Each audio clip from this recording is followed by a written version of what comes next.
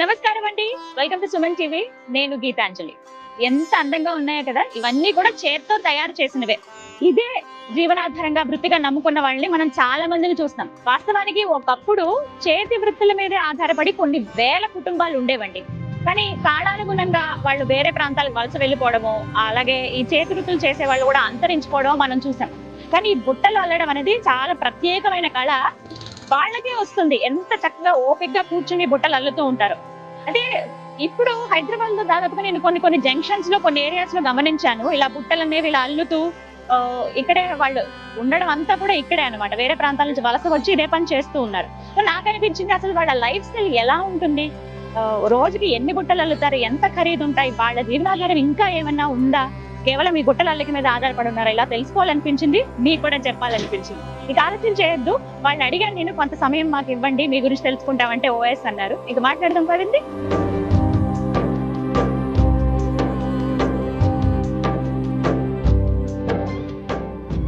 మనతో పాటు నరసయ్య గారు ఉన్నారు, వారితో మాట్లాడదాం. నరసయ్య గారు నమస్తే అండి.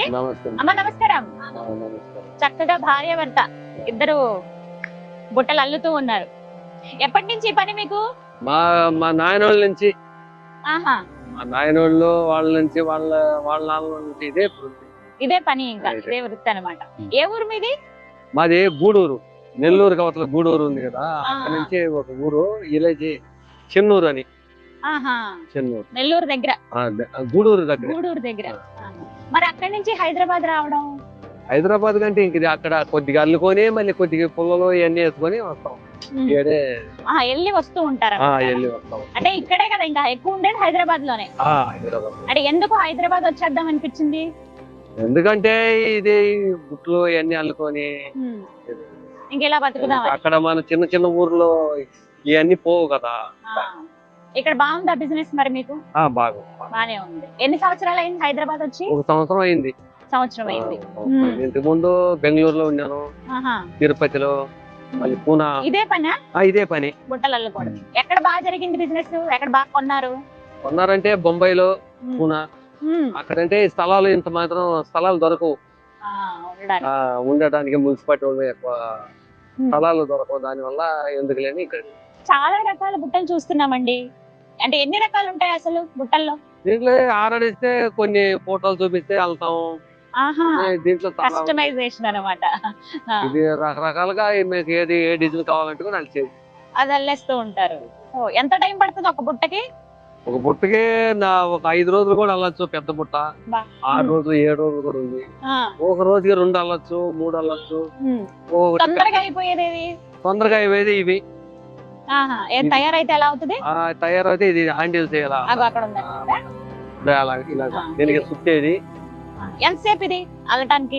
ఒక రోజుకి వచ్చి 5-6 అల్లొచ్చు. 5-6 అల్లొచ్చు. ఈ మధ్యలో వైర్ లాంటిది ఏదో వైర్ అది. ఇది ఇప్పుడు తడిసినా ఏం కావా? ఆరబెట్టుకోవాలి గాలికి. ఆరబెట్టుకుంటే, ఒకవేళ తడిస్తే ఆరబెట్టుకుంటే.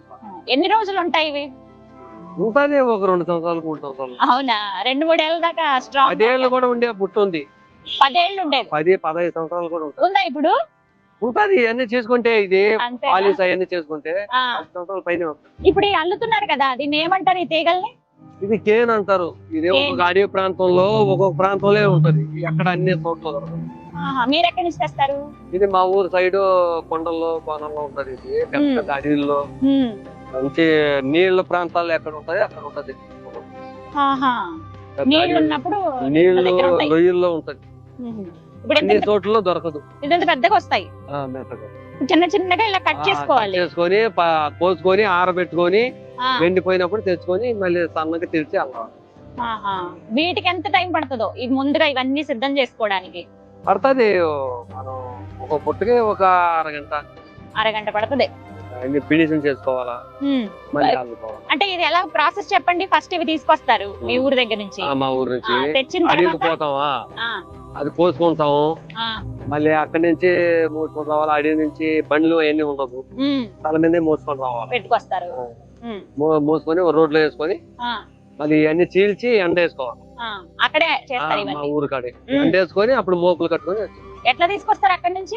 ఖాళీ లారీలో వేసుకుంటాం. లారీలో ఏదన్నా బండ్లు ఉంటాయి కదా, ఖాళీ బండ్లు. అంటే వీటికి మీరు డబ్బులు కట్టక్కర్లేదా? మేము కోసుకునే వాళ్ళు కోసుకుంటాము, కొంతమంది అమ్ముతారు. ఒక 2000 3000కు ఒక మోపు వచ్చింది. 6000 7000 కూడా ఉంది. అది ఇంకా మేము కొయ్యలేని వాళ్ళు, టైం దొరకలేదు కొయ్యలేని వాళ్ళు మా వాళ్ళే కొంతమంది కోసి అమ్ముతారు. మీరు వెళ్ళి కోసుకొచ్చుకుంటారా? ఒకసారి కోసుకుంటాం, ఒకసారి కొనుక్కొని వస్తాం. అంతేనా? ఎంత ఖర్చు అవుతుందో మీకు? అవుతుందమ్మా, ఒక మోపు వచ్చి 6000లో ఉంది. దాంతో ఎన్ని బొట్లు అవుతాయి ఒక మోపుతో? అవన్నీ అల్లితే ఒక మోపు వచ్చి ఒక 10,000 15,000 మిగులుతుంది. అన్ని మనం చేసే పని బట్టి ఉంటుంది. సో కష్టం ఉంది చాలా. మీరు అలా కూర్చుని చేస్తా ఉండాలి కదా మరి. చేయకుంటే ఇంకేం కాదు. ఇదేనా ఇంకా మీకు వృత్తి, జీవనాధారం? చేస్తా ఉండే వ్యాపారాలు చేస్తా ఉన్నా, అవన్నీ మనం ఈ పని వదిలేక కావట్లేదు. మీ నాన్నగారిని చూసి నేర్చుకున్నారా? మా నాన్న వాళ్ళ నాన్న ఇంటి ముందు గాజులు ఒడ్లు వేసుకునేది కాలంలో. అది అవును, ఎంత పెద్దగా ఉంటాయి దాంట్లో. ఇప్పుడు అవన్నీ ఇప్పుడు ప్లాస్టిక్ అయిన ఇంటి ముందు దాంట్లో వేసేది అనమాట. ఇప్పుడు అవి పావు ఈ డిజైన్ ఒక్కొక్కటి మారిపోతాయి. నర్సయ్య గారు, ఇవి ఇంకో రంగులో కనపడుతున్నాయి కదా మరి? అదేమో చాలా లేత రంగు ఉంది. ఇది మామూలుగా దీనికి పాలిష్ ఏం వేయలేదు. దీనికి కొంతమంది పాలిష్ అడగతారు కదా, కొంచెం డార్క్ పాలిష్ అవన్నీ వారిని కొట్టమంటే కొట్టిస్తాం. మీరే చేసేసిస్తారా? మేమే చేసిస్తాం. ఇప్పుడు అవన్నీ ఒకరు తీసుకున్నారు, ఒకరు తీసుకున్నారు పాలిష్ చేసి పెట్టి. ఇప్పుడు మళ్ళీ ఇది ట్రెండ్ అయింది, ఫ్యాషన్ అయింది. చాలా మంది ఇళ్లలో అలాగే రెస్టారెంట్లలో ఇవన్నీ చేస్తున్నారు. ప్లాస్టిక్ వాడడం లేదు, చాలా మంది తీసుకుంటారు. దీంట్లో ఏదైనా ఐటమ్ వేసుకుంటే చెడిపో బాగుంటది. ఈ కర్ర స్మైల్ వస్తుంది, ఇది వాసన వస్తుంది, ఏదైనా పువ్వు వాసన ఉంటుంది, పాతదే. ఈ పాలిష్ చేయకుంటే ఇంకా బాగుంటది. ఇది వాసన ఇది ఏదైనా ఒక ఐటమ్ లో మనం వేసుకుంటే, తినే పండ్లు గిండ్లు వేసుకుంటే కూడా చెడిపో బాగుంటుంది. సో అన్నిటికీ యూజ్ చేయొచ్చు. మన ఇంట్లో కూరగాయలు అవి కూరగాయలు వేసుకుంటే, పండ్లకి.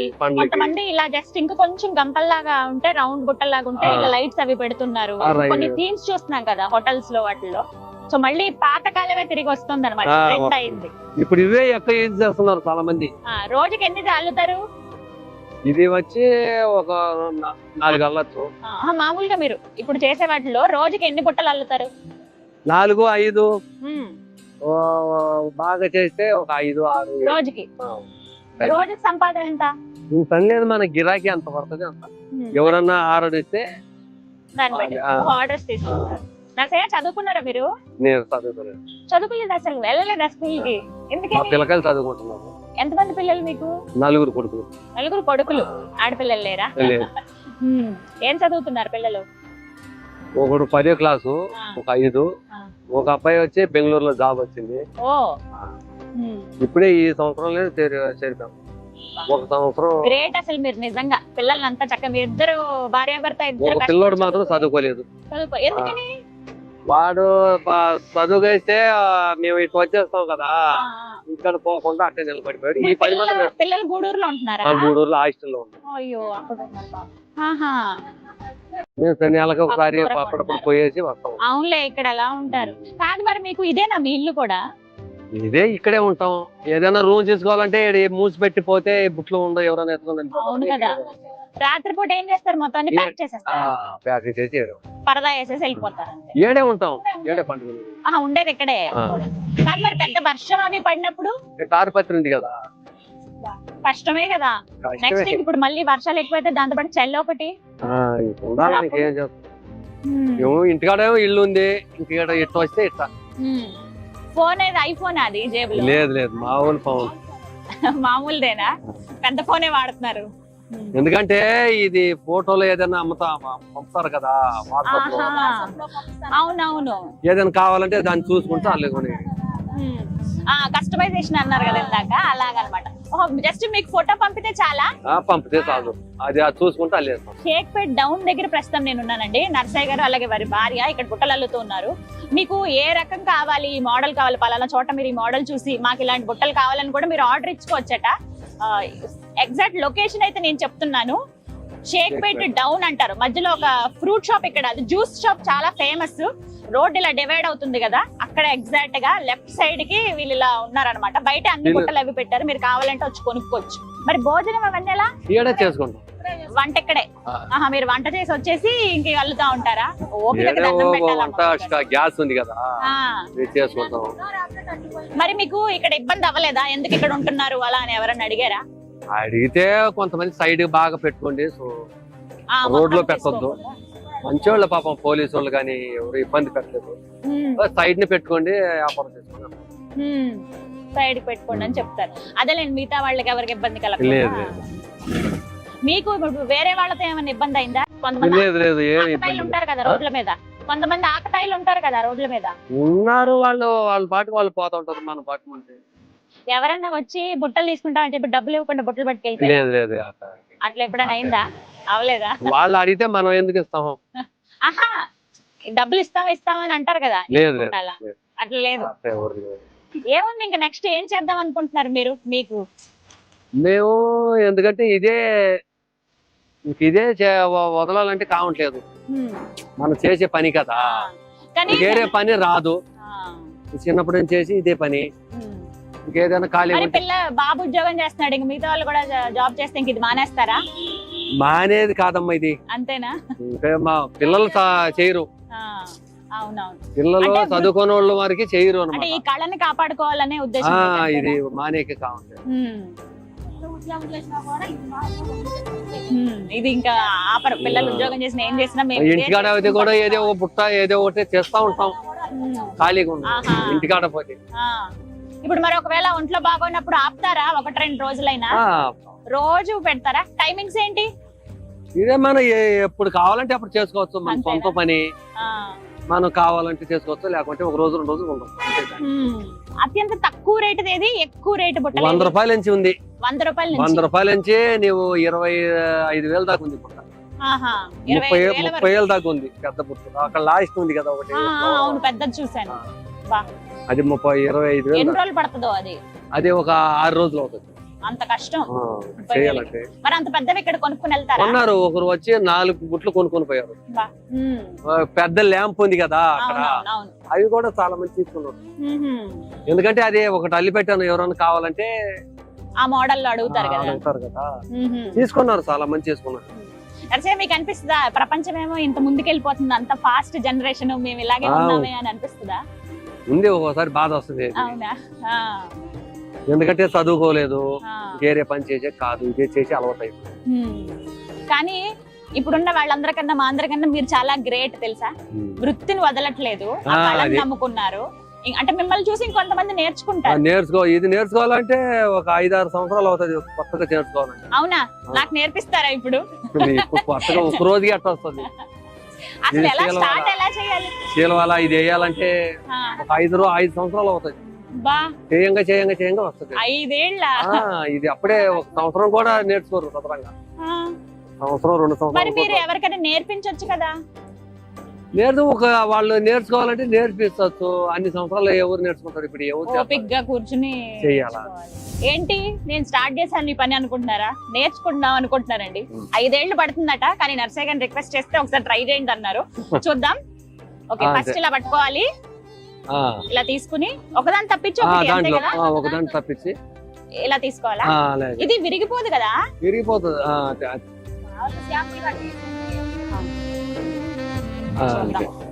ఇలా దగ్గరికి అనాలి. అయ్యో, అట్టే వచ్చేస్తే ఒక నెలలో కనుక్కుంటారు మీరు. నేను చాలా టాలెంటెడ్. బాగా వేసేస్తున్నారు. దాంట్లోకి రండి, దానికి తప్పిపోయింది. దాంట్లో ఇది అంతే. తిప్పుకో, మళ్ళీ ఇది చేత్తోనే ఎడమ చేత్తో తిప్పుకోవాలి. అలా తిప్పుకుంటే వేసుకోవాలి. దాంట్లోకి తేడా వచ్చేస్తుంది. భలే ఉంది. ఎడం చేత్తో ఇలా తిప్పుకుంటూ కుడి చేతితో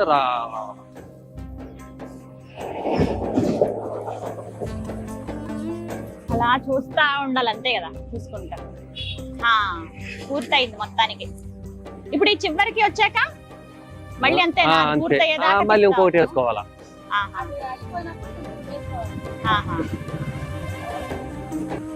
చేత్తో లాగాల. నాకు వచ్చేసింది. నువ్వు వచ్చేసింది కనుక్కున్నాను. దగ్గరికి ఇలా పెట్టుకుంటే నేను ఇది ముగించాలంటే టైం పడుతుంది ఖచ్చితంగా. నెమ్మదిగా దగ్గర కూర్చోవాలి, పూర్తి చేసుకోవాలి. ఇట్లా చూడండి, ఇలా నీట్ గా భలే వచ్చింది చూడండి. అలా ఎంత పెద్ద బుట్ట వస్తుంది. చివరికి ఇలా ఇలా మలుస్తున్నారు అనమాట. ఇక్కడ చూడొచ్చు, ఇలా దగ్గరికి ఇలా ముడుస్తుంటే చక్కగా ఒక బుట్ట లాగా వస్తుంది. చాలా బాగుందమ్మా, చాలా కష్టపడ్డాను. థ్యాంక్ యూ, నేర్పించారు, చాలా బాగుంది. ఎప్పటి నుంచో అనుకున్నా, నేను చూసినప్పుడల్లా అనుకునేదాన్ని ఒకసారి అడుగుదాం వీళ్ళు ఎలా ఉంటారు ఎట్లా ఉంటారని. థ్యాంక్ యూ ఒప్పుకున్నందుకు. నేను ఒక బుట్ట కొనుక్కుంటాను, గుళ్ళకి వెళ్తా ఉంటాను, కొబ్బరికాయ పువ్వులు అవన్నీ పెట్టుకోవడానికి. కలర్ వద్దు, మొత్తం దీంతోనే. అక్కడ ఉన్నాయా? నేను చూసుకొని వెళ్ళి ఏది కావాలో చెప్తాను, అది ఎంత చెప్పండి. ఇవన్నీ కూడా నర్సయ్య గారు తయారు చేసిన బుట్టలే. విన్నారు కదా వాళ్ళ మాటల్లో. రోజుకి మహా అయితే ఒక 5-6 బుట్టలు అల్లుతారంట, ఒక మీడియం సైజువి. నిజంగా వాళ్ళ కష్టం మామూలుది కాదండి. ఎండైనా వానైనా లేకపోతే చలి అయినా కూడా వాళ్ళు ఇందులో ఉండాల్సిందే, తప్పదు. ఇంకా వేరే చోట అంత వెచ్చించలేమని అంటున్నారు. చిన్న జీవితాలు వాళ్ళవి, కానీ వాళ్ళ టాలెంట్ ఎంత బాగుందో చూడండి.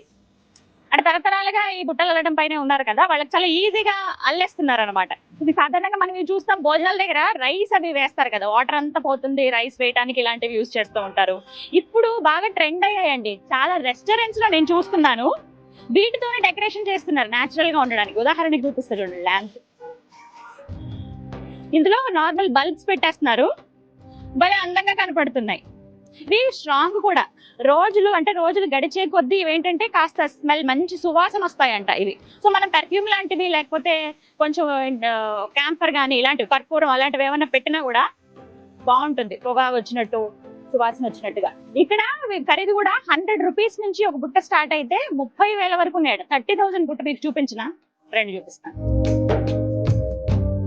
ఇదిగోండి, ఎంత బాగుందో కదా. ఓపికకి దండం పెట్టాలి. దగ్గర 6 రోజుల పని అంట ఈ బుట్ట. 30,000 రూపాయలు. ఇలా ఇక్కడ పెట్టడానికి కూడా రీజన్ ఏంటంటే, ఒకళ్ళెవరో మాకు ఇలా కావాలని ఒక ఫోటో చూపించారట ఆయనకి, వెంటనే అల్లటం స్టార్ట్ చేశారు. సో ఇక్కడ డిస్ప్లేకి పెట్టారనమాట, ఎవరైనా కావాలంటే కొనుక్కోవచ్చు. 30,000 రూపాయలు అంట ఇది. అంటే ఆ పని కూడా అంతే ఉందండి, వాళ్ళ కష్టం. ఇవన్నీ కూడా నార్మల్ గా మనం చూసేవే. ఇప్పుడు మనం చెప్పే కదా రెస్టారెంట్ థీమ్స్ పెట్టేటప్పుడు, ఇవి వైర్ తో వస్తాయి. కొంచెం వైర్, అలాగే ఈ బుట్టలు అల్లేటువంటి ఇది ఒక మెటీరియల్ ఎక్కడో అడవుల్లోకి వెళ్ళి నీళ్ళున్న దగ్గర తీసుకుని వస్తారంట. వెదురులా ఉంటుంది కానీ ఇవి వెదురు కాదు. ఈ బుట్టలు చిన్నవైతే భలే ఉన్నాయి. నాకు ఇవి చాలా నచ్చాయి. టెంపుల్స్ కి వాటికి వెళ్ళినప్పుడు, నేను ఇప్పుడు గుళ్ళకి బాగా వెళ్తున్నాను కదా, వాటికి ఇలా కొబ్బరికాయ పువ్వులు సరిపోతాయి పెట్టుకోవడానికి. సో ఇక్కడ వైర్ ఉంది, వైర్ ఉండే కన్నా మొత్తం న్యాచురల్ గా ఉండేదే తీసుకుందాం అనుకుంటున్నాను. ఇంకా చూద్దాం మనం ఎక్కడుందో. ఇగో ఇది విడిచిన బట్టలు వేసుకోవడానికి. ఇలా ఇళ్లలో మనం చిన్న టబ్స్ లాగా అవి అరేంజ్ చేసుకుంటాం కదా, అలా. లేదు కొంచెం ఫ్లవర్ వేజెస్ లాగా కావాలన్నా కూడా వైర్ తోటి అల్లుతారు. ఇగో ఇవి, ఈ మోడల్ భలే ఉన్నాయి. మోడల్స్ చాలా బాగున్నాయి మీ దగ్గర.